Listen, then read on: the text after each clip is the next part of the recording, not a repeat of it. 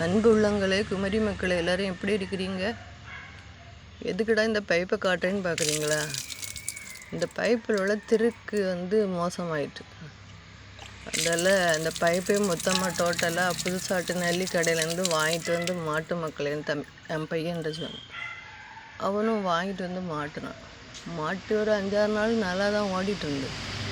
திரும்பவும் மேலே உள்ள திருக்கு என்ன செய்யிட்டு நாசமாட்டு அப்படி உருவி வந்துட்டு. எனக்கு செடிக்கு தண்ணி பாய்க்க முடியல. செடி இருந்தால் பக்கத்தில் தான் நிற்கும். ரோஸ், சூப்பரான ரோஸ், அருமையாக பூக்கும். என்னடா பண்ணுறதுன்னு அப்படி யோசிச்சுருந்தேன். ஒரு பிவிஹெச் பைப்பு துண்டு அதில் வேஸ்ட் அடந்ததை எடுத்தான்.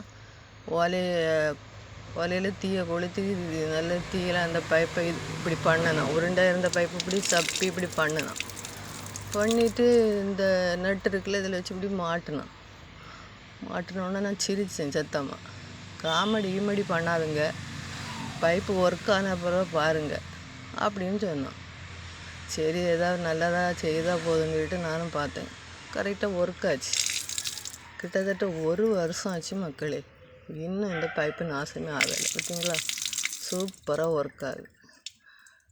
எனக்கு நினைவுக்கு வந்தது என்னென்னா, அவன் சின்ன பிள்ளையாக இருக்கும்போது நிறைய விளையாட்டு பொருட்கள் காஸ்ட்லியானது வாங்கி கொடுப்பேன். விளையாடுவான். விளையாடிட்டு என்ன பண்ணுவான்னா உடைப்பான். கல்லெடுத்து தள்ளி உடைச்சி இது எப்படி ஓடுது, எதனால் ஓடுதுன்னு உள்ள என்னெல்லாம் கொடுத்துருக்குன்னு பார்ப்பான்.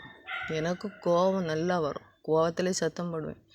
எங்கள் மாமனார் என்ன சொல்லுவார்னா, சத்தம் போடாத, அவன் உடைச்சா என்ன, உள்ள பொம்மைக்குள்ளே என்னெல்லாம் இருக்குன்னு தான் பார்க்குறான், அவனுக்கு அறிவு வளரும், சும்மாருன்னு அவனை என்கரேஜ் பண்ணுவாங்க. நல்லா என்கரேஜ் பண்ணுவாங்க, ஏச மாட்டாங்க. என்ன தான் ஏசுவாங்க, நீ சத்தம் போடாத பையனை அப்படின்ட்டு. இப்போ அவன் பிடெக் அக்ரி படிக்கிறான், டெக்னாலஜி ஆஃப் இன்ஃபர்மேஷன். அவனுடைய வளர்ச்சியை பார்க்க அவனுடைய தாத்தா இல்லைக்கா வயது முதிர்வுனால அவங்க இறந்துட்டாங்க. பட் இப்போ எனக்கு தாத்தா ஞாபகம்தான் வருது. காரணம், அவங்க ரொம்ப என்கரேஜ் பண்ணது எனக்கு இப்போ மைண்டில் ஓடிட்டே இருக்குது. அதனால் எந்த ஒரு பிள்ளைங்களும் தப்பு பண்ணுனா, சின்ன தப்பு பண்ணுனா கோவப்படக்கூடாது, என்கரேஜ் பண்ணுங்கள். ஓகேவா நண்பர்களே? தேங்க்யூ.